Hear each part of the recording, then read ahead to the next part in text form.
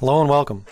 In this lecture, I want to describe some of the data types that I mentioned in our last lecture.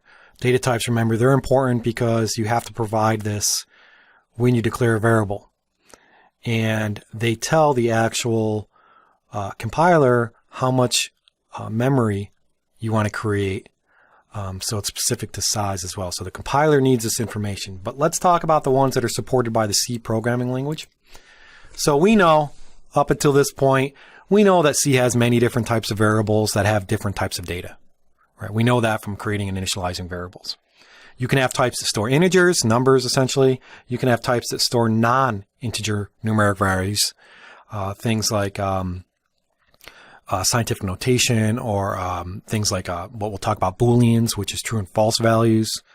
And then you also have data that needs to be stored, such as characters, either a single character or many characters, which is referred to as a string. But we know that we have these different types of data. Again, for a C program to be powerful, it's going to need to manipulate data, and it's going to need to manipulate all different types of data. So some of the examples that C supports, the basic data types, there are many data types in C, but the basic ones that we're going to talk about today in this lecture are the int. And remember, these data types are special keywords. So when you say int in a C program, the compiler is going to know that, oh, this is a data type. So we want to talk about int, float, double, char, or char, and bool, underscore bool. These are the main ones that you're going to use, and then there's different variations off of those depending, again, on the type of data you want to store and how big the data is. So the difference between these types is the amount of memory. That's all the data types in specifying the data types is about. It's about the memory that needs to be allocated. And it varies depending on what type of architecture you have. But the memory and the amount is going to determine the range of the values that can be stored. So the amount of storage that is allocated to store a particular type of data is important to the compiler. It all depends on the computer you're running, and this is referred to as machine dependent. So if I run a C program on a Linux system with different hardware versus a Windows system with certain hardware, an integer may be 4 bytes in memory, or it may be 8 bytes. Again, it depends. So it's dependent on the machine you're running at, how much memory is allocated depending on the data that you want to store. So, you know, an integer might take up 32 bits, which is 4 bytes. Or it might take up 8. So first, let's talk about the int. This is one of the most widely used data types. It's a data type that can store integral values, values that do not contain decimal places, whole numbers. This is when you would identify this data type when you create a variable int to store a number. You can also put a minus sign preceding the data type in the variable, and that indicates that the value is negative. So if you have a minus sign preceding the actual literal. So what I'm talking about here is when you create the variable and assign it data. If you put a negative number, a value, it's a negative number. So ints can store negative numbers is basically what this is saying. It's also a signed integer. We'll talk more about what that means.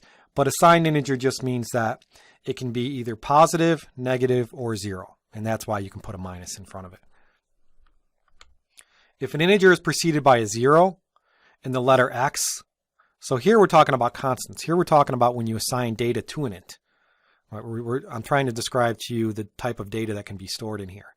And so when you assign data, we know how to assign data to variables because we learned that earlier. We just define the data type and then we assign it using the equals operator.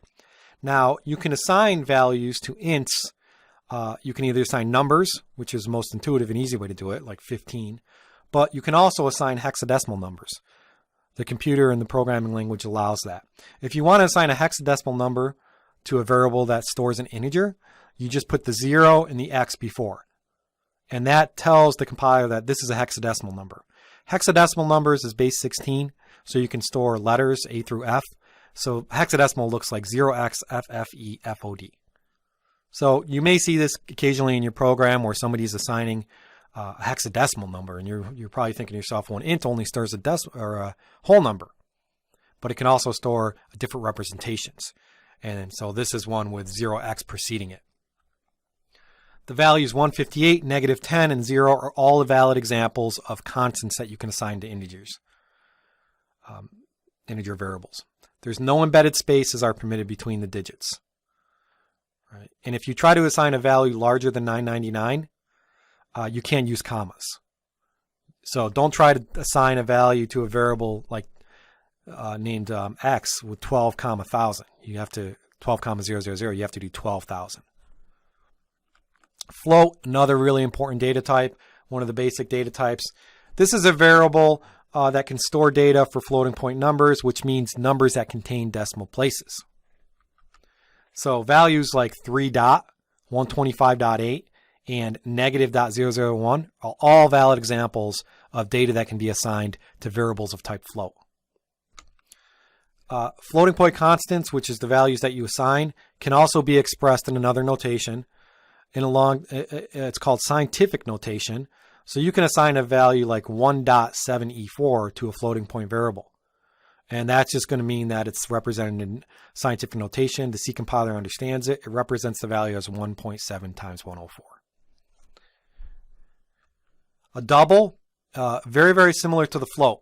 It stores decimal numbers, decimal places.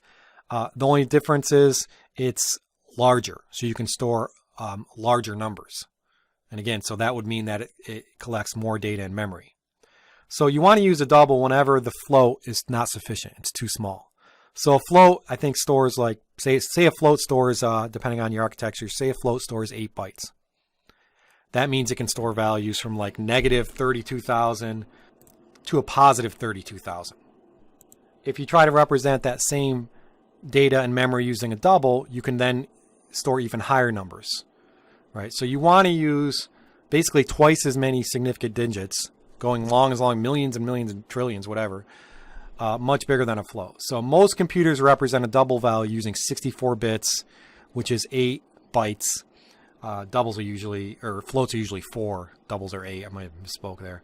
And that just means you can store more data. And the way that you would create the variable is you would say double keyword before naming the variable. All floating point constants are taken as double values by the C compiler. So that's by default. If you specifically want to make something a float, you just add an F2 at the end of it when you assign it. So to explicitly express a float constant, just put that F there, 12.f. Underscore bool. This is a data type that can be used to store just the values 0 and 1. You'll often hear this term Boolean expression. In bool, it all means true or false. It's a yes or no, 0 or 1. So it's indicated for binary choices, essentially. And we're going to talk a lot about Booleans and Boolean expressions when we talk about decision statements. Boolean variables are used in programs that need to indicate a Boolean condition, a true or false type of answer. So for example, a variable of this type might be used to indicate whether all the data has been read from a file. Yes or no. Has all the data been read from a file? If it's 0, yes, or 0 false, 1 yes, which we'll talk about now. So 0 is used to indicate a false value. 1 indicates a true value. So even though it's true or false values, the way that the data is stored in memory is 0 or 1 as a numeric. But the numerics mean that 0 means false, 1 equals true. So if you were to print out Booleans, you would see values 0 and 1 printed out, not true and false. But they mean true or false. They only can have 2 values. So here's an example with some data. Let's go ahead and put this in code blocks and see how we do it. So here again, we have our basic program and we have our main routine. We know how to declare variables where we have to provide the data type. Now we know how to declare more than one. Before, we only declared an int. Now we can actually declare something like a float. And you just use the float keyword. And IntelliSense will help you. And then you follow the naming conventions. Let's just say, again, Jason. And then we can assign it a value. Floats consist of decimal places. So we could say, 23.22. And that contains a float, and we assign it. So we're initializing and creating a data type, a variable of type float that contains value 23.33. And you notice the semicolon at the end there. We can do the same for double. We have to come up with another name. We could say Jason2. We want to have meaningful names, though. We know that. Here, it would just be a larger number. So it'd be like, so many. And we could also express this with scientific notation if we wanted. We could put an E here, plus 11, but that big, large number would not be able to be stored in a float, and that's why we'd use a double. We can create a bool, underscore capital B, or capital B, and then an OOL. Oops. And here, just, bool variable. Usually you want a camel case. And then here we could just say true, even though it doesn't necessarily contain that when you print it out, or we could set it to 1. And then you always want to compile and run your command. The bool type also usually has been aliased to other names, so you don't always have to just use underscore bool. It depends on the compiler you're using. This actually compiled fine. It just says I'm using unusing variables, which gives warnings. But they usually have aliases, so you can just say bool as well. So you don't have to do the underscore capital B. The underscore capital bool, though, is just used as a standard, but bool looks fine. It also highlights better. So bool variable is still of type Boolean. So very easy to create different variables of different data types with these basic data types: float, double, bool, and int. Now let's go back and talk about other data types that aren't used as much, but are kind of variations of these 4. So other data types, you may ask yourself the question, well, hey, why do I need more data types? I pretty much talked about numbers. Why do I need to represent numbers in different ways? So we still haven't talked about characters, which we're going to talk about, and there's some other data types. But as far as numerics goes, we've talked about numerics being decimals or non-decimals, ints, doubles, and floats. And you would say that probably is enough. And typically the int is enough. All you need is an int. You'll use an int quite a bit. But C is a flexible language. And as one of its advantages, there are many other data types where you can represent other integer types. And it gives some flexibility to the programmer. Depending on the use case, depending on the data, it allows it to be even more precise. So this is one of the ways that C can become even more efficient. If you have something very, very specific, you can specify a specific data type as part as an integral or an integer, and it will make the program run quicker. So it gives the programmer options, flexibility with additional data types. Integer types can vary in ranges, and whether negative numbers can be used. So some of the data types I'm going to talk about in terms of integers, but these also apply to floats and doubles, are some keywords that you can assign to the int already, but it's not always required. So you can basically have more specified versions of ints, more specified versions of floats or doubles. Or you can use these keywords by themselves. So for example, you could say short int. That's a data type. And I'm going to tell you what that means. Or long int, or unsigned int, or short double, or long double. These are all additional data types with these 3 adjectives. But you also don't need to use the int, float, or doubles with them. You could just say short, or you could just say long, or just, and that will provide specific data that you can store. But this is all about being more precise and making the program more efficient. Again, you'll probably just use int, double, and float for the most part. But when you start getting more advanced C, you're going to start using short, long, and unsigned along with the int, double, and float. So for example, type short int or short, just short by itself. Like I said, you could use both. It uses less storage than an int, so it can save space. So if you're writing a program that needs a lot of memory and you need the program to be efficient and not use a lot of memory, you can create shorts. So it allows that flexibility. It makes your code more efficient if you use a short as opposed to an int. You don't have to use a short, but it will use less memory. And the same goes for longs. They use more memory, and it's actually larger data. So a long int is going to use more storage than an int, allowing you to store larger integer values. Or you say long float. Or you can just say long by itself, and that will be a larger integer value that you can store. You might ask yourself, why not use a double? Because a double, remember, has decimal spots. So you may want to store an int that's just a really large int. You can use long.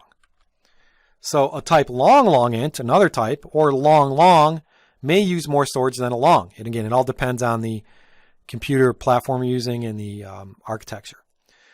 You can assign values of these different types. A lot of them have different letters that you can append. So for example, here, if you're assigning a long constant value, you just put the capital L or the lowercase l at the end of it. And that will assign that value as a long. Same goes if you're doing some of the shorts.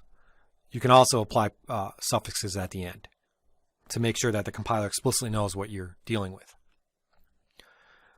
So type specifiers can also be applied to doubles, as I mentioned.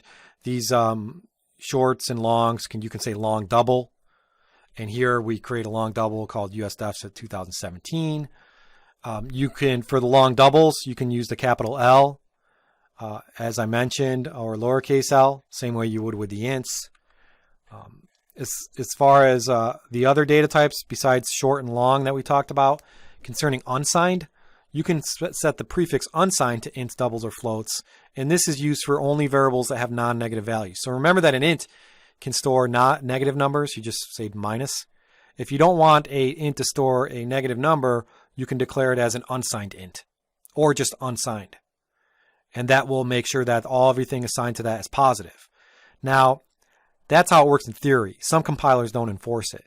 But if you were to create an unsigned int and you tried to assign a negative number, the compiler should complain. So unsigned int counter, for example.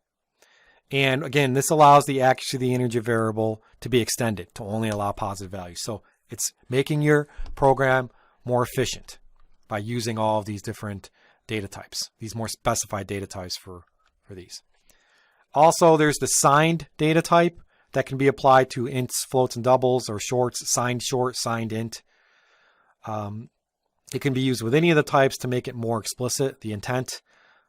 Signed shorts, signed ints, signed shorts, short ints, shorts, they're all the same. Signed means that it can be negative and positive. So these are just the basic data types that I wanted to talk about. These are the ones you're going to use most of the time, along with a couple more that I'm going to talk about in the next lecture. You usually don't have to get into using shorts and unsigns and longs unless you are more advanced C and you're trying to make your program more efficient. But all these data types, they're provided right before the variable name when you declare the variable. And then when you assign data to these variables of these different types, you can use suffixes like capital L or lowercase l to have explicit intent. Thank you.